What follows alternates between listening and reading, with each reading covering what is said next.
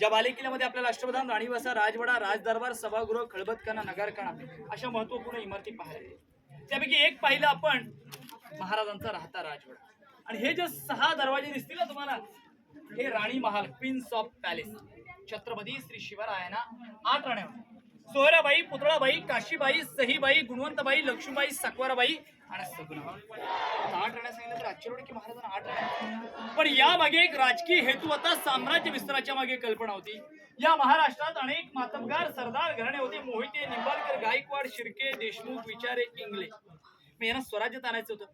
मग गणिमी कावा केला, यांच्याशी सोयीर संबंध जोडला, नाती गोती जोडली. महाराजांनी 8 राण्या. पण 8 राण्यांपैकी गडावरती मात्र 6 राण्यांची 6 माले. प्रश्न पडतो की उर्वरित 2 राण्या कुठे होत्या?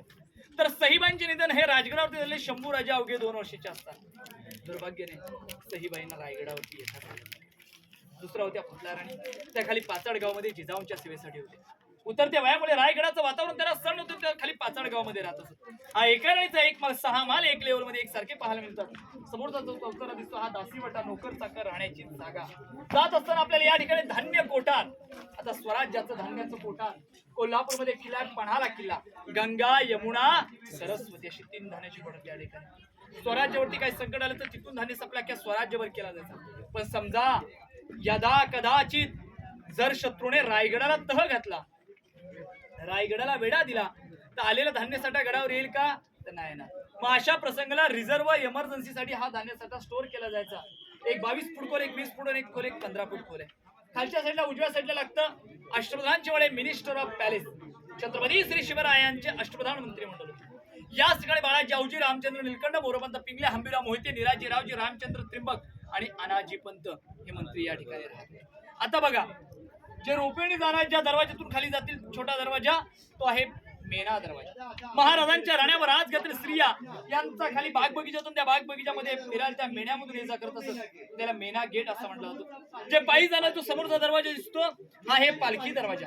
महाराज पायथ्यापासून पालखीने बसून यायचे आणि पालखी या दरवाजातून किल्ल्याच्या बालेकिल्ल्यामध्ये प्रवेशाचा, याला पालखी दरवाजा असं म्हटलं होतं. आता तर आपण एवढेच म्हणूया की अंधार झाला आता दिवा पाहिजे, अंधार झाला आता दिवा पाहिजे. महाराष्ट्रालाच नव्हे तर या अखंड हिंदुस्थानाला पुन्हा एकदा जिजाऊंचे शुभा पाहिजे. म्हणून ते येणाऱ्या प्रत्येक शुभक्त इथली माती सुद्धा आपल्या कपालाला लावली जाते की भाग्याची ही माती. मात्र म्हटलं जातं की रायगडावर खडे पसरले, रायगडावर खडे पसरले शिवरायांच्या पायी.